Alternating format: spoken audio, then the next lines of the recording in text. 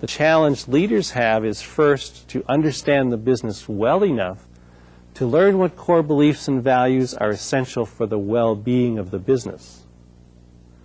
Second, to understand the people well enough to know what set of core beliefs and values is driving the organization's behavior. And third, to understand themselves well enough to articulate the role values play in their own lives and to live as an example to employees. By understanding them, we have a greater insight into ourselves, into our people, into our organizations, and into our businesses. Understanding them also provides a key driver in vision development. In today's global business environment, core beliefs and values embodied in vision is becoming a primary differentiator for success. But you might recall that my friend also made the observation that a clear vision coupled with agreed, overtly discussed core beliefs and values, potentially successful companies had strategies that were few, clear, and to the point. The key here is alignment. When the vision is clear and the core beliefs and values are clear and the behaviors reflecting those beliefs and values are understood, what action the organization must take in the form of strategies or tactics to achieve its dream become more focused and more clear. Let's explore the concept of alignment of vision, values, strategies, and tactics from a personal knowledge point of view. I recently returned from attending the Summer Olympics in Sydney, Australia. What a marvelous event. I witnessed and met athlete after athlete who had a very clear vision of what they wanted to achieve, participating in their respective sport to their absolute best ability, and to be an ambassador representing their countries. Their behavior reflected their values and dream. They had clear strategies established as to how they would attempt to reach their dream. They set up appropriate tactics to get the proper practice, rest, and nutrition. As another but unfortunate example, where winning became the overall value, they adopted strategies and tactics that led them to use illegal substances for their performance.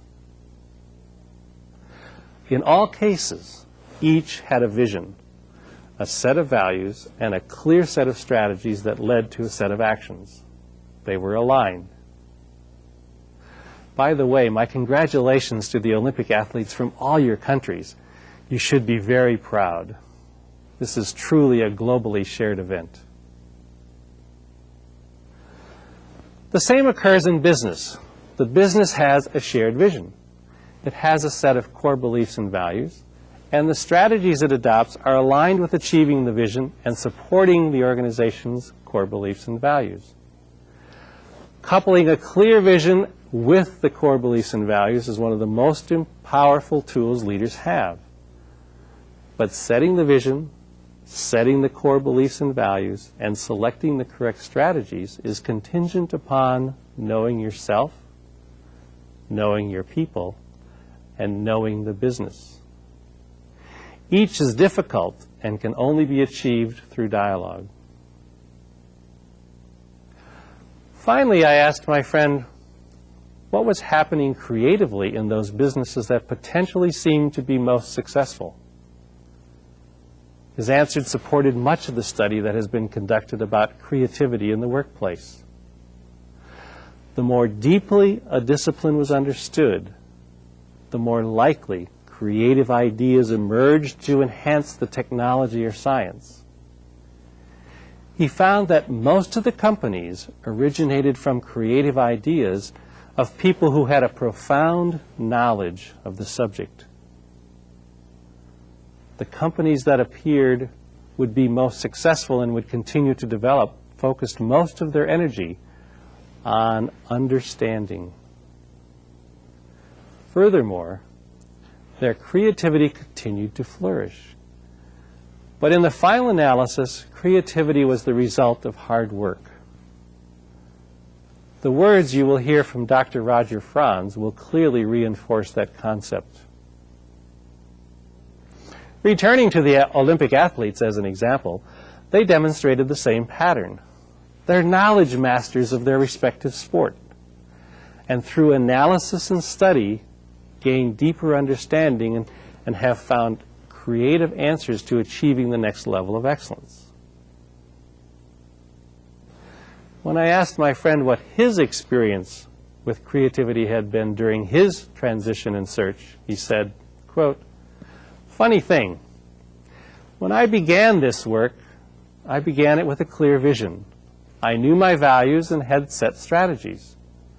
I also knew I had a lot to learn, but thought I was beginning the work with a lot of creative ideas.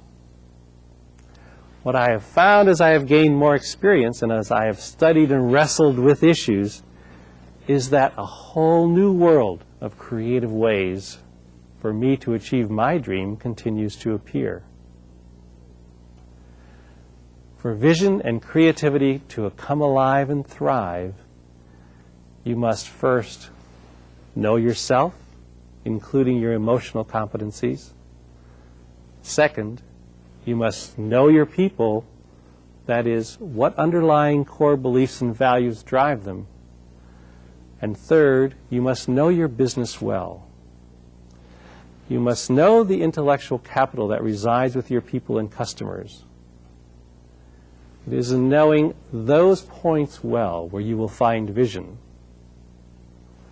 Here is where you will find creativity. All three are hard work. But those companies that take the challenge are, as my friend says, destined to be winners in this new century. Are you making the same happen in your world? Thank you, Mr. Hoffmann. Let us begin the first question and answer session. We will try to answer as many questions as possible.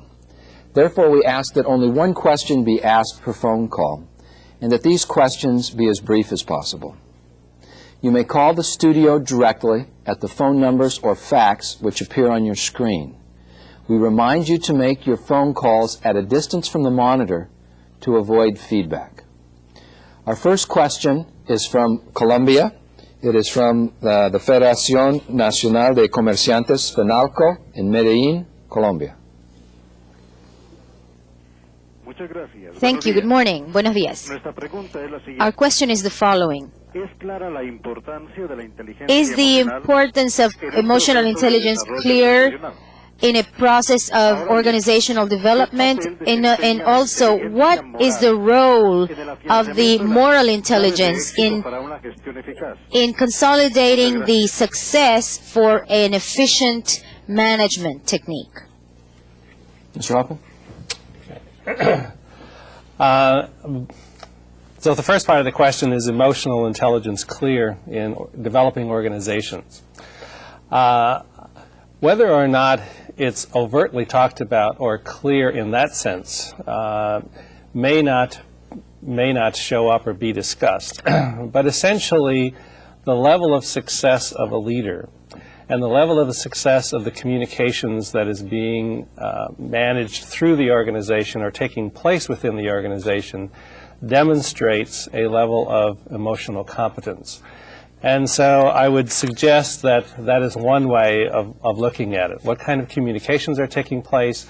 What type of interactions are happening between people?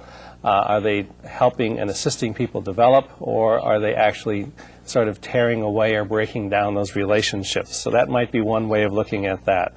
The role of moral intelligence, and I'm not sure exactly how you would define that, but I would say that if you're speaking of ethics, that our value systems associated with ethics needs to be very clear in an organization, and that being ethical and having that as part of one of the core beliefs of the system, I think is critical for success. Mr. Frantz, Dr. Frantz? Yeah, I would also add that emotional intelligence, moral intelligence, and intuition could be used to achieve any goal you wish. You could use it to help other people, inspire other people, or it could be used just as easily to manipulate other people. So without morality, intuition is not necessarily going to be a positive factor in an organization. Thank you. Our next question is from Brazil. It is from the Universidade Regional Integrada in the city of Erechim in the state of Rio Grande do Sul in Brazil. Good afternoon. First of all, I'd like to congratulate your beautiful lecture. I'd like to know which other skills a modern manager should have besides those you just explained. Know himself, know the employees, and the organization. Mr. Hoffman, did you hear the question? I'm sorry, no, I'm not sure. What skills, other than the ones you've mentioned, does the modern manager need? Is there another skill set, or is this part of a broader skill set?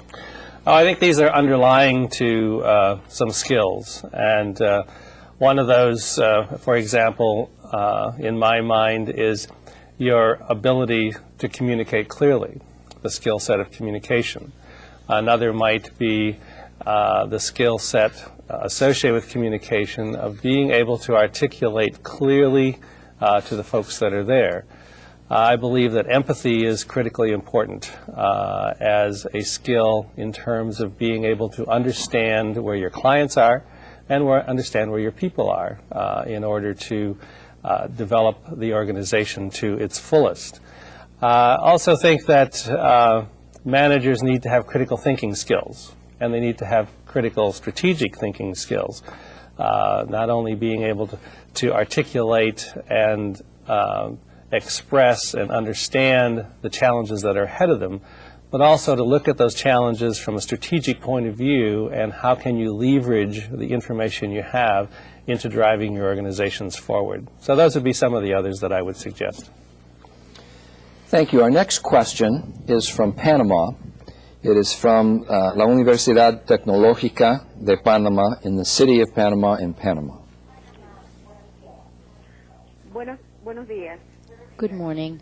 Una pregunta tenemos. We have the following A la hora de question. reclutar personal, When you're recruiting personnel or staff, do we have to take into account especially emotional intelligence or technical knowledge and intellectual knowledge? What should be given preference, or what should be given more weight? Okay. I think that's a fascinating challenge. And so let me approach it this way. There are certain technical positions that we are looking for the technical competence or the technical knowledge or the intellectual capability to be able to manage.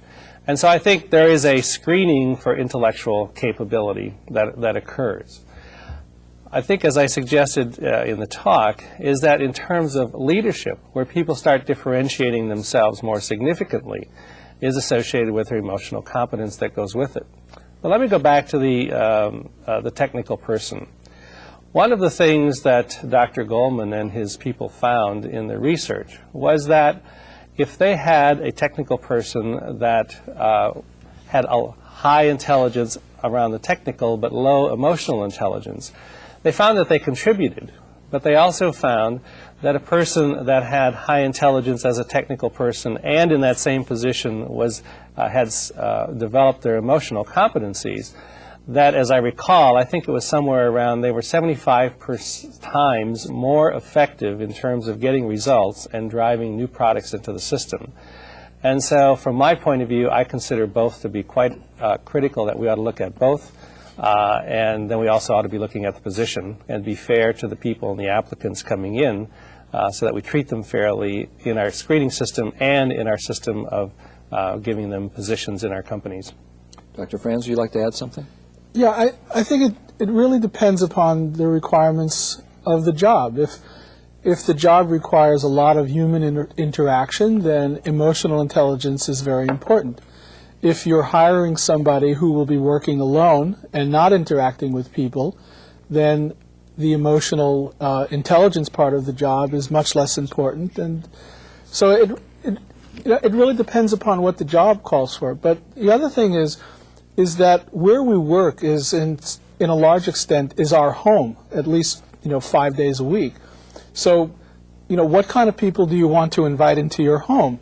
Is it important the kind of people they are or not? Thank you. Our next call is from Cuba. It is from Senia Internet in Havana, Cuba.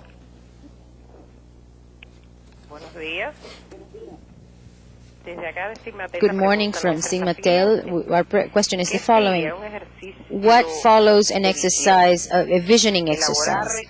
Elaborating the mission or the vision and then later the objectives and goals.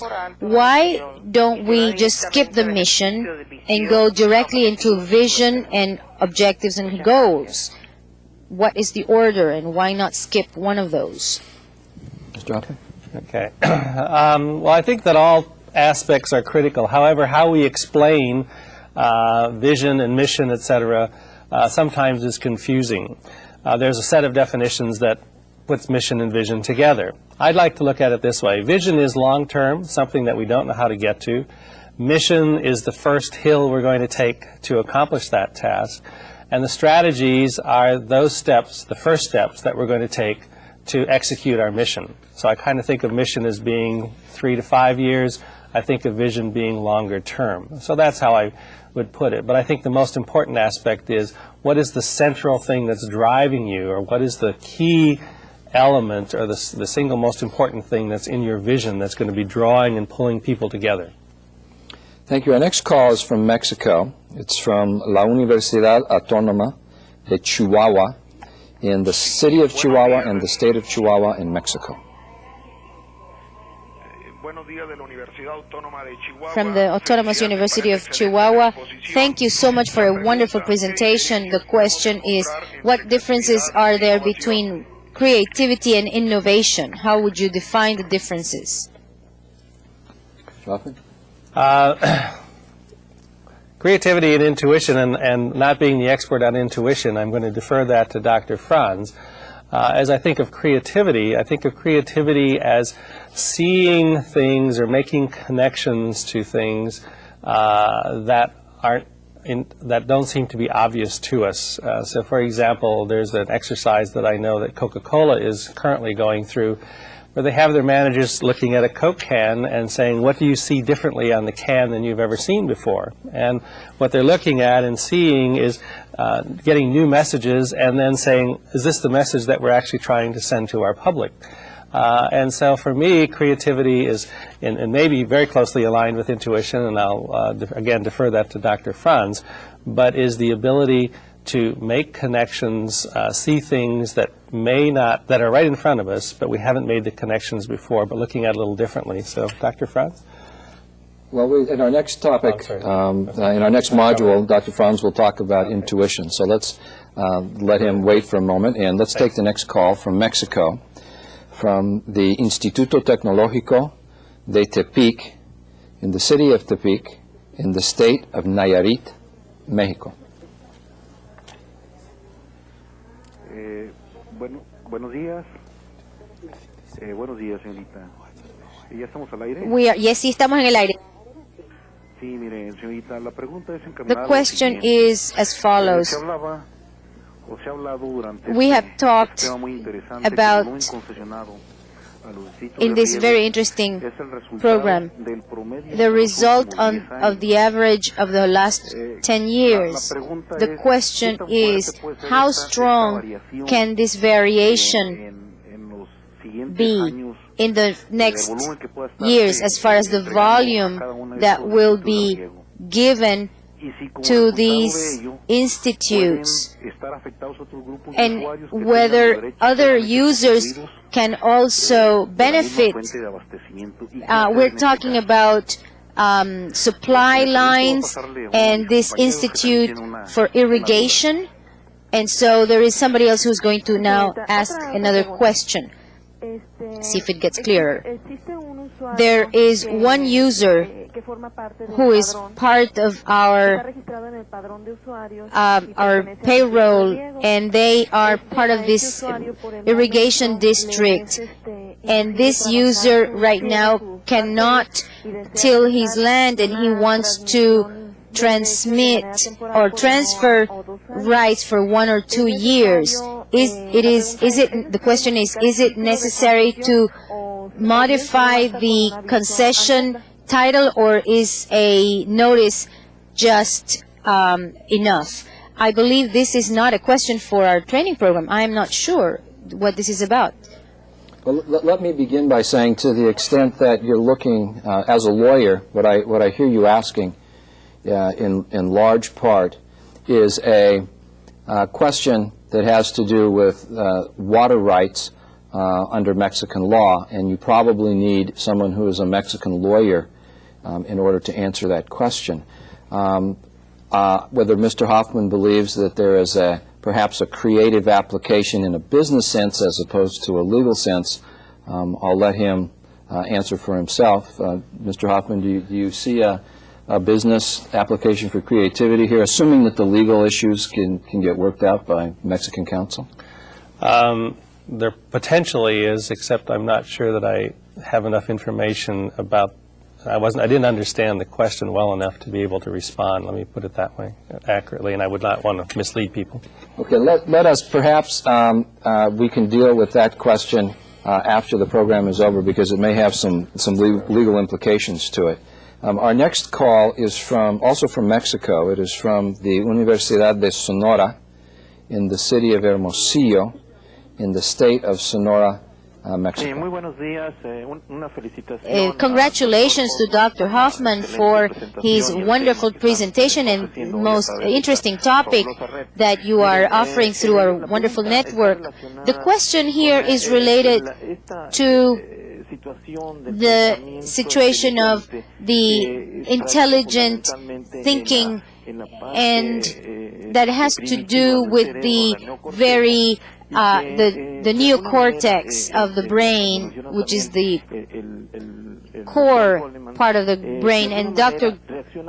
Goldman was saying also that the reactions are very much faster than rational thinking. And so what strategies can we actually develop as people in order to develop empathy, to know ourselves, to master these reactions that are rather instinctive and impulsive within a context that is more and more demanding of our emotions and all the pressures of the workplace? How can we develop a way of controlling these instincts and this natural instinct of the human being, this reptilian mode? Mr. Hoffman? I believe there are several things. First, as Dr. Goldman speaks of emotional intelligence, there is the intellectual intelligence, which is in the neocortex, and that the emotional intelligence has to do with our ability to respond and how we translate that thinking potentially into our relationships and interfaces. And so I think one of the challenges that we have, first of all, in learning is, number one, awareness of our current thinking, as you point out, but also awareness as to how we are translating that into our relationships and the behaviors.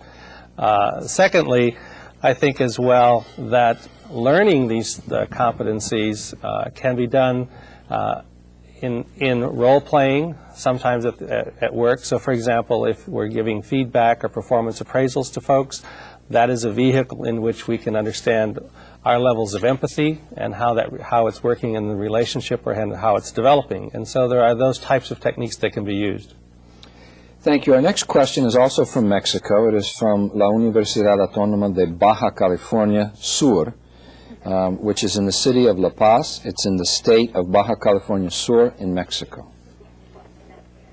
Muy buenos días, muchas gracias.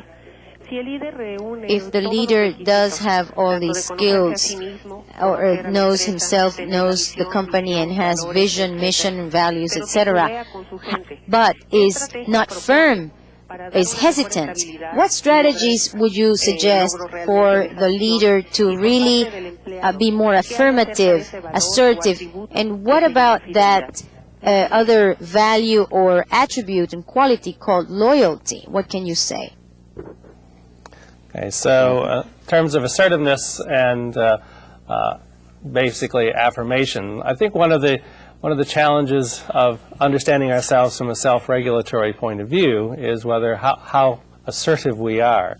And again, one of the challenges here is that I think there are techniques that people can use, and certainly training that people can use on assertiveness. But I think it's a matter of taking small steps and testing it. It's one of those repetitive type of learnings. So that would be how I think we ought to move from a less assertive to a more assertive, but just testing things, taking small examples, and testing the response of the people that we're getting to understand the impact or the dynamics of that relationship. And briefly, is loyalty important? Loyalty, yes, is important. And do I consider it a value? In certain instances I do, but I think what's more important is that if people understand where you want to go and become committed, loyalty ends up being a result. Thank you. Our next question is from Ecuador. It's from La Universidad Espíritu Santo in the city of Guayaquil in Ecuador.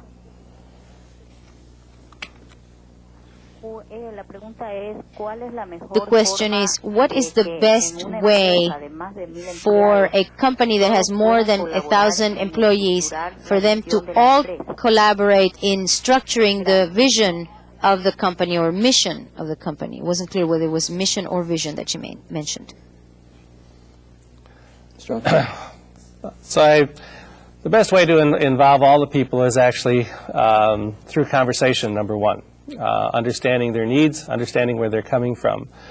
I don't suggest that all 1,000 people ought to define the vision.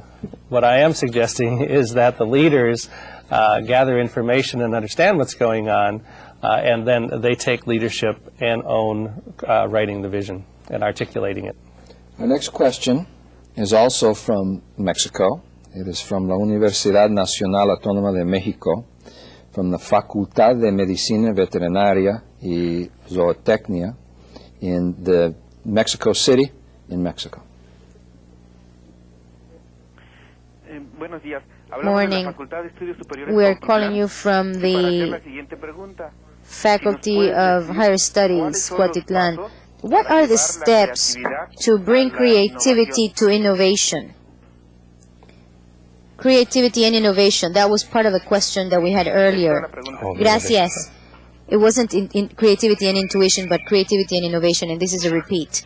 Oh, I'm sorry. Okay. Okay, let's talk about innovation. Okay. I think they're related. Okay, so innovation and creativity, as I think about it from a business point of view, are very closely related. So as we're looking to find new ways to either position a product or to develop a product, all right, we need to, number one, understand the current product, understand its current positioning, understand the current buying psychology of the public or the consumer or our clients. Having done that, then I think what we're looking for is what are the other elements or characteristics that clients are looking for, because we really want to be driven by the customers if we're going to end up being long-term successful. Creativity in that, I think, is closely related in the sense that we are taking elements or pieces and making connections that we hadn't made before and ending up with something new. And so I think creativity, the result of creativity is innovation in the business place. Thank you for your questions. Let's now move to the second module of our program, in which Dr. Frantz will discuss how intuition and reason complement each other in the decision-making process.